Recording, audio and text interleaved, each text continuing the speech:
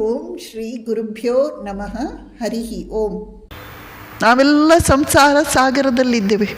ಸಂಸಾರ ಸಾಗರದಲ್ಲಿ ನಾವೆಲ್ಲ ಇಷ್ಟಿಷ್ಟು ಕಡ್ಡಿಗಳು. ಸಮುದ್ರದಲ್ಲಿ ತೇಲುವ ಕಡ್ಡಿ ನೋಡಿದ್ದೀರಲ್ಲ, ಕಡ್ಡಿ ಹೋಗ್ತಾ ಇರುತ್ತೆ.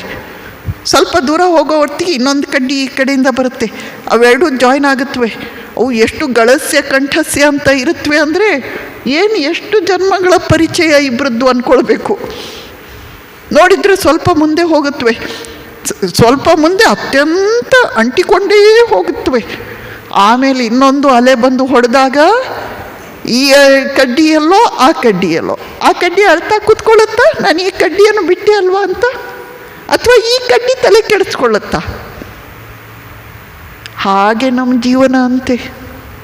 ಹೇಳಲಿಕ್ಕೆಲ್ಲ ಬಹಳ ಚೆನ್ನಾಗಿದೆ, ಆದರೆ ಜೀವನದಲ್ಲಿ ಆಗಲಿ ನಾವು ನಿಜವಾಗಿ ಅಲ್ಲಾಡಿ ಹೋಗ್ತೇವೆ. ನಿಜವಾಗಿ ಅತ್ಯಂತ ಕಠಿಣ ಇದೆ. ಅನಾಸಕ್ತಿ ಇದು ಅನಾಸಕ್ತಿ ಅಂತೆ. ಮಕ್ಕಳು ಆಡಿ ಮನೆ ಕಟ್ಟಿದಂತೆ, ಆಟ ಸಾಕೆಂದು ಹೊರಟು ಹೋದಂತೆ. ಮಕ್ಕಳು ಹೀಗೆ ಇಡ್ತಾರಂತೆ. ಹಳೆ ಕಾಲದಲ್ಲಿ ಮಕ್ಕಳೆಲ್ಲ ಮನೆ ಹೊರಗಡೆ ಆಟ ಆಡ್ತಿದ್ರು. ಇವಾಗೆಲ್ಲ ಹೊರಗಡೆ ನಾವು ಬಿಡಲ್ಲ, ಅವರಿಗೆ ಹೋಮ್ವರ್ಕ್ ಇದೆ ಅಂತ. ಮನೆ ಹೊರಗಡೆ ಆವಾಗೆಲ್ಲ ಬಹಳ ಮಣ್ಣು ಎಲ್ಲ ಇರ್ತಿತ್ತು.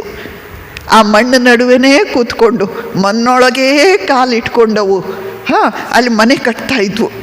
ಆ ಮನೆ ಕಟ್ಟಿದಾಗ ಯಾರೂ ಆ ಮನೆ ಸುದ್ದಿಗೆ ಬರಬಾರ್ದು. ಅವ್ರು ಚೆನ್ನಾಗಿ ಗದರಿಸ್ತಿದ್ರು, ನನ್ನ ಮನೆ ಅಂತ. ಆ ಮನೆಯ ಬಗ್ಗೆ ಎಷ್ಟು ಮುತುವರ್ಜಿಯಿಂದ ಆ ಮನೆ ಕಟ್ಟಿದ್ದು. ಗೋಡೆ ಎಷ್ಟು ಓರಣದಿಂದ ಕಟ್ಟಿದ್ದೇನೋ. ಆ ಮನೆ ಬಾಗಿಲು ಹೇಗೆ ಮಾಡಿದ್ರು, ಅವು ಎಷ್ಟು ಮಗ್ನರಾಗಿ ಮಾಡಿದ್ವು ಮನೆಯನ್ನು. ಮಕ್ಕಳನ್ನು ನೋಡಿ ನೀವು ಬೇಕಿದ್ರೆ. ಆದರೆ ಯಾವಾಗ ಅಮ್ಮ ಕರೆದ್ಲೋ ಆ ಮಕ್ಕಳು ಏನು ಮಾಡಿದ್ರು, ಎದ್ದು ಸುಮ್ಮನೆ ಹೋಗಲಿಲ್ಲ. ಅವು ಏನು ಮಾಡಿದ್ವು, ಮನೆಯನ್ನು ಕೆಡಿಸಿ ಮನೆಯನ್ನು ಬೀಳಿಸಿ ಹೋದ್ವು. ಹಾಗೆ ಅಂತೆ ನಾವು ಇರಬೇಕಂತೆ ಜಗತ್ತಲ್ಲಿ. ಮಕ್ಕಳು ಆಡಿ ಮನೆ ಕಟ್ಟಿದಂತೆ, ಆಟ ಸಾಕೆಂದು ಹೊರಟು ಹೋದಂತೆ, ವಸತಿಕಾರನು ವಸತಿ ಕಂಡಂತೆ, ಹೊತ್ತಾರೆದ್ದು ಹೊರಟು ಹೋದಂತೆ. ಇದೆಲ್ಲ ಯಾವಾಗ ಬರುತ್ತೆ ಅಂದರೆ, ಇದು ನಮ್ಮ ಮನೆ ಅಲ್ಲ, ನಮ್ಮ ಮನೆ ಅಲ್ಲಿದೆ. ಅದೇ ನಮಗೆ ಅರ್ಥ ಆಗದಿದ್ದರೆ ಇನ್ನು ಎಲ್ಲಿ ಬರುತ್ತೆ ಅನಾಸಕ್ತಿ. ಸ್ವಾಮೀಜಿ ಹೇಳ್ತಾರೆ, ಮಹತ್ ಕರ್ಮಗಳು ನಿಮ್ಮ ದೇಹ ಮನಗಳ ಮೂಲಕ ಹೊರಹೊಮ್ಮಲಿ, ಆದರೆ ಇದ್ಯಾವುದನ್ನು ನಾನು ಮಾಡ್ತಿಲ್ಲ. ಇದ್ಯಾವುದು ನಿಜವಾಗಿ ನನಗೆ ಸಂಬಂಧಪಟ್ಟಿಲ್ಲ. ಯಾಕೆ?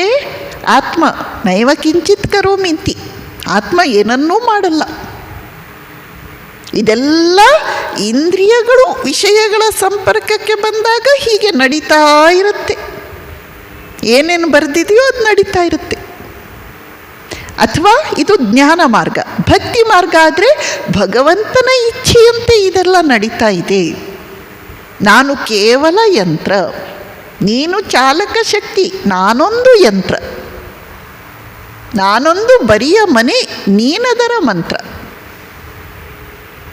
ಈ ರೀತಿ ಕರ್ಮ ಪ್ರವೃತ್ತರಾಗುವಿಕೆ ಇದೆಯಲ್ಲ, ಇದು ಕರ್ಮಯೋಗದ ಹೃದಯ.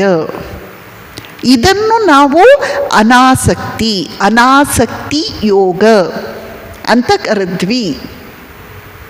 ಇದು ನಿಜವಾದ ಕರ್ಮ ರಹಸ್ಯ, ಸೀಕ್ರೆಟ್ ಆಫ್ ವರ್ಕ್.